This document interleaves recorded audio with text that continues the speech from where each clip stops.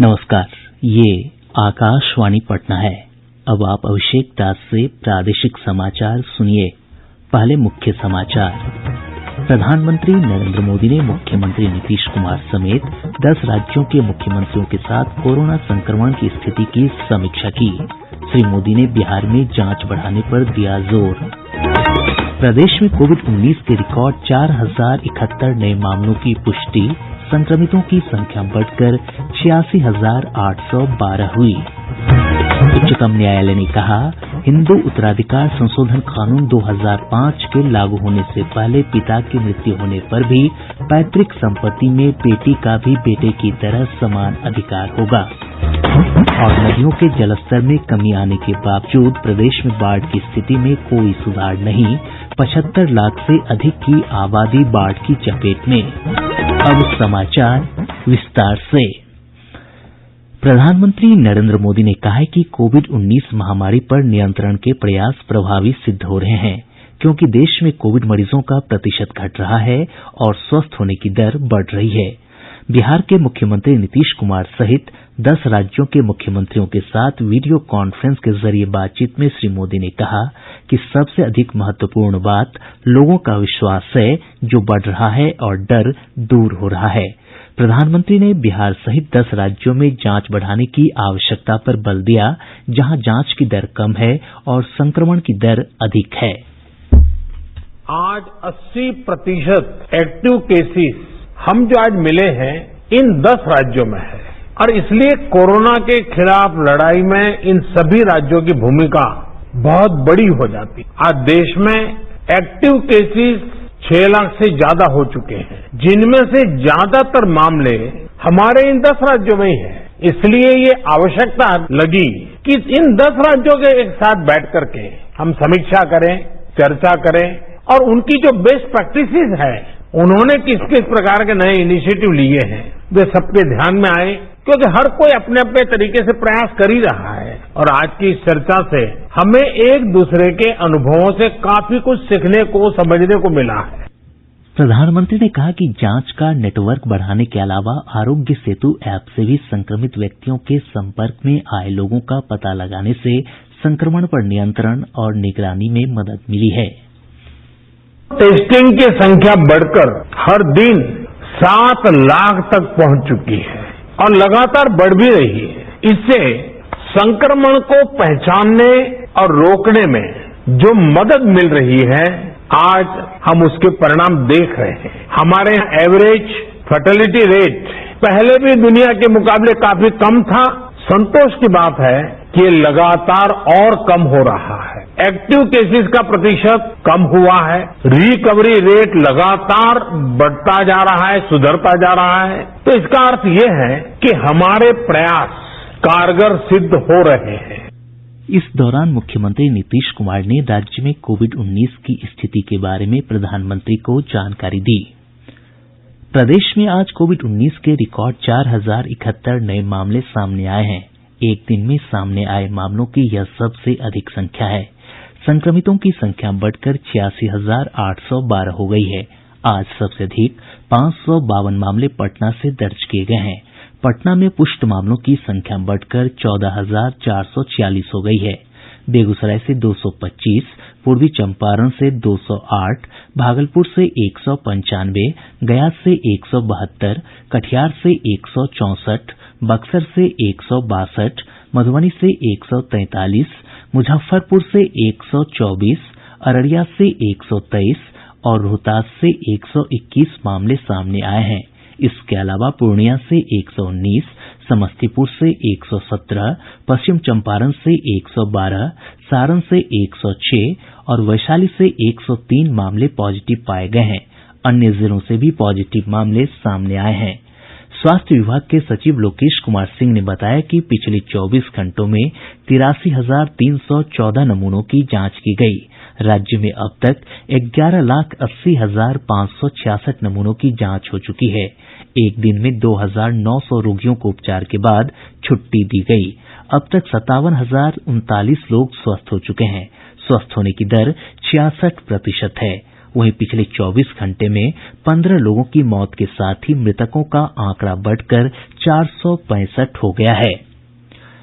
स्वास्थ्य मंत्रालय ने बताया कि देश में आज कोविड-19 से संक्रमित नये मामलों की संख्या 55,000 से नीचे चली गई।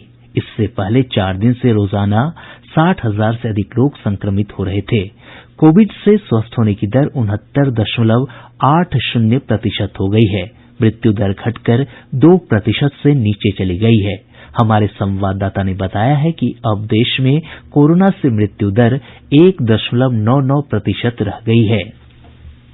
देश में अब तक 15,83,000 से अधिक कोविड रोगी ठीक हो चुके हैं। केंद्रीय स्वास्थ्य मंत्रालय के अनुसार इस समय करीब 6,39,000 मरीजों का इलाज चल रहा है। देश में कोरोना संक्रमित लोगों की संख्या 22,68,675 हो गई है। पिछले 24 घंटों में 53,601 लोगों में संक्रमण की पुष्टि हुई। कोरोना संक्रमण से मृतकों की संख्या 45,257 हो गई है। कल देश भर में 6,98,000 से अधिक नमूनों की कोविड जांच की गई। भारतीय चिकित्सा अनुसंधान परिषद के अनुसार अब तक 2,52,81,000 से अधिक नमूनों की जांच की जा चुकी है। अनुपम मिश्र, आकाशवाणी समाचार, दिल्ली। नई दिल्ली के सीताराम भरतिया विज्ञान और अनुसंधान संस्थान के वरिष्ठ डॉक्टर अमरचंद बजाज ने कोविड संक्रमण से बचने के लिए स्वच्छता के महत्व पर जोर दिया है। जब तक हमारे पास इनकी ट्रीटमेंट वैक्सीन या मेडिसिन के रूप में ना निकले, तब तक हमें जो प्रिकॉशनरी मेजर्स है वो फॉलो करने हैं। जहां जरूरत ना हो उसमें घर से बिल्कुल बाहर ना निकले, कोशिश करें कम से कम बाहर निकलना है। और जबकि निकलना भी पड़ा घर से बाहर तो कोशिश करें कि जहां आप 2 लोग खड़े हैं करीब 2 मीटर दूर खड़े रहें, नहीं तो कम से कम 1 मीटर दूर खड़े रहें। ग्रामीण विकास मंत्री श्रवण कुमार ने कहा है कि केंद्र सरकार का प्रधानमंत्री गरीब कल्याण रोजगार अभियान लोगों के पलायन को रोकने की दिशा में काफी महत्वपूर्ण साबित हो रहा है। श्री कुमार सूचना और प्रसारण मंत्रालय के फील्ड आउटरीच ब्यूरो द्वारा आयोजित एक वेबिनार को संबोधित कर रहे थे।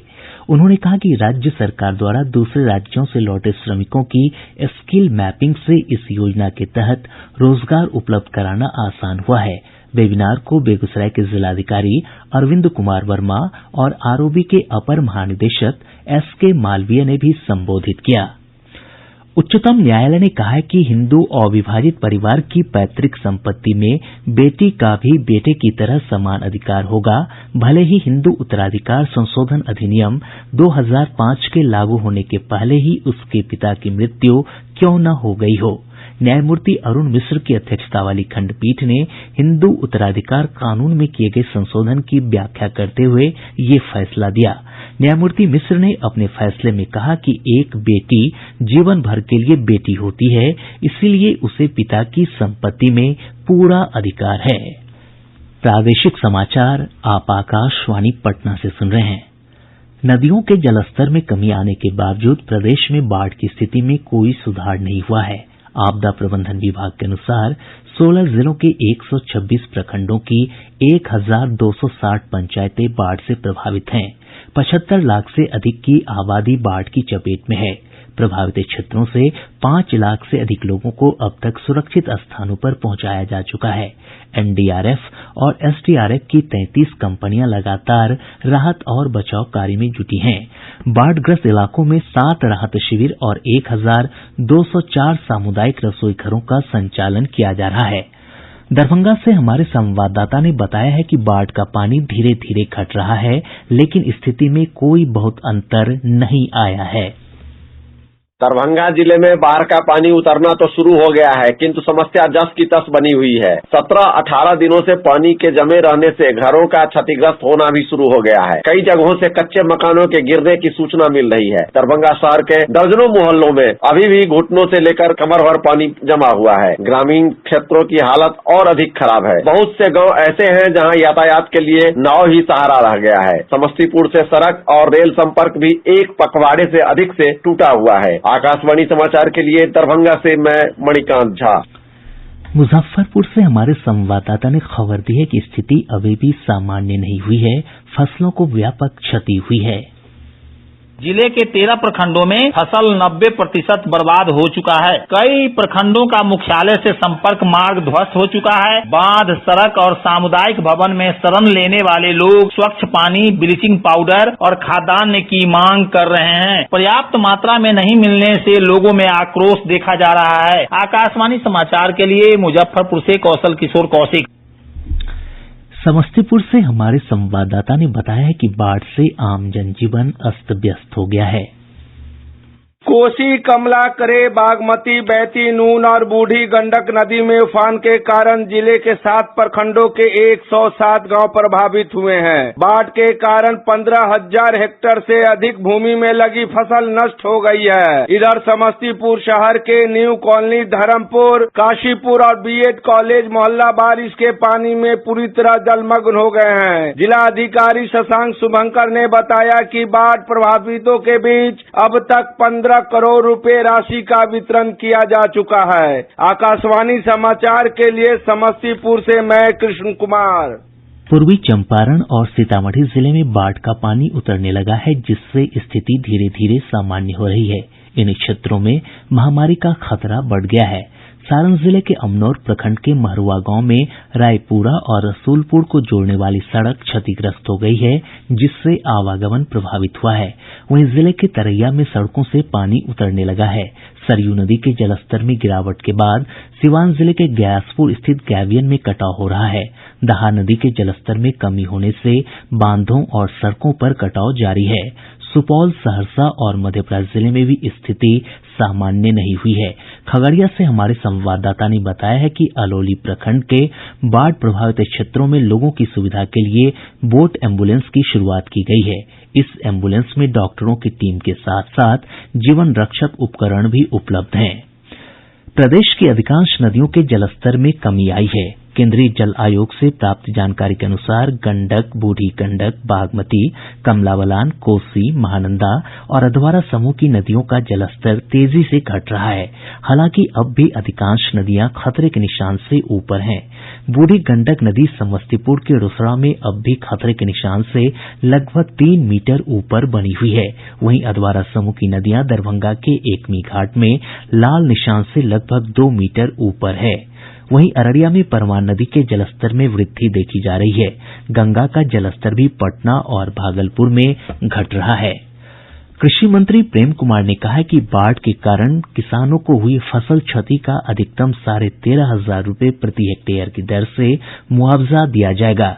श्री कुमार आज पश्चिम चंपारण में बाढ़ की स्थिति की समीक्षा के बाद पत्रकारों से बातचीत कर रहे थे। उन्होंने कहा कि राज्य में लगभग 8 लाख हेक्टेयर क्षेत्र में खड़ी फसल को नुकसान हुआ है। श्री कुमार ने कहा कि अधिकारियों को फसल क्षति के आकलन के निर्देश दिए गए हैं। कृषि मंत्री ने बताया कि पशुपालन विभाग के अधिकारियों को शिविर लगाकर पशु चारा और दवा वितरण करने को कहा गया है। मौसम विभाग ने अगले 24 घंटों के दौरान प्रदेश के अधिकतर हिस्सों में हल्की बारिश की संभावना जताई है। मौसम वैज्ञानिक अमित सिन्हा ने बताया कि इस दौरान 1-2 जगहों पर भारी बारिश की संभावना है। आज मानसून की अक्षीय रेखा बिहार के डेहरी एवं धनबाद से होते हुए बंगाल की खाड़ी में जा रही है। उत्तर पूर्वी मध्य प्रदेश पर जो कम दबाव का क्षेत्र था वह कमजोर पड़ गया है। बिहार के पूर्वी हिस्सों के समतल पर नमी युक्त हवा का प्रवाह बंगाल की खाड़ी से बना हुआ है, जिसके कारण बिहार के अनेक स्थानों पर गरज वाले बादल के साथ हल्की से मध्यम दर्जे की वर्षा की संभावना है एवं 1-2 स्थानों पर भारी वर्षा का पूर्वानुमान है। आज सबसे अधिक अररिया के फारबिसगंज में 7 सेंटीमीटर बारिश दर्ज की गई। कटिहार के पुलिस अधीक्षक विकास कुमार ने बलिया बेलोन थानाध्यक्ष समेत 10 अवर निरीक्षकों का स्थानांतरण कर दिया है। खगड़िया जिले के पसराहा थाना क्षेत्र अंतर्गत सपहा ढाला के पास सड़क दुर्घटना में 12 लोग घायल हो गए हैं। इनमें से 2 की स्थिति गंभीर बताई जाती है। शेखपुरा जिले में उत्पाद विभाग की टीम ने अलग अलग स्थानों पर छापेमारी कर शराब के साथ 2 तस्करों को गिरफ्तार किया है। सीतामढ़ी जिले को धूम्रपान मुक्त जिला घोषित किया गया है। अब जिले में बिना आदेश के बिगड़ी और सिगरेट का क्रय विक्रय अपराध होगा। और अब अंत में मुख्य समाचार एक बार फिर। प्रधानमंत्री नरेंद्र मोदी ने मुख्यमंत्री नीतीश कुमार समेत 10 राज्यों के मुख्यमंत्रियों के साथ कोरोना संक्रमण की स्थिति की समीक्षा की। श्री मोदी ने बिहार में जांच बढ़ाने पर दिया जोर। प्रदेश में कोविड-19 के रिकॉर्ड 4071 नए मामलों की पुष्टि, संक्रमितों की संख्या बढ़कर 86,812 हुई। उच्चतम न्यायालय ने कहा, हिंदू उत्तराधिकार संशोधन कानून 2005 के लागू होने से पहले पिता की मृत्यु होने पर भी पैतृक संपत्ति में बेटी का भी बेटे की तरह समान अधिकार होगा। और नदियों के जलस्तर में कमी आने के बावजूद प्रदेश में बाढ़ की स्थिति में कोई सुधार नहीं, 75 लाख से अधिक की आबादी बाढ़ की चपेट में। इसके साथ ही आकाशवाणी पटना से प्रसारित प्रादेशिक समाचार का ये अंक समाप्त हुआ। घर में रहिए, सुरक्षित रहिए और सुनते रहिए आकाशवाणी।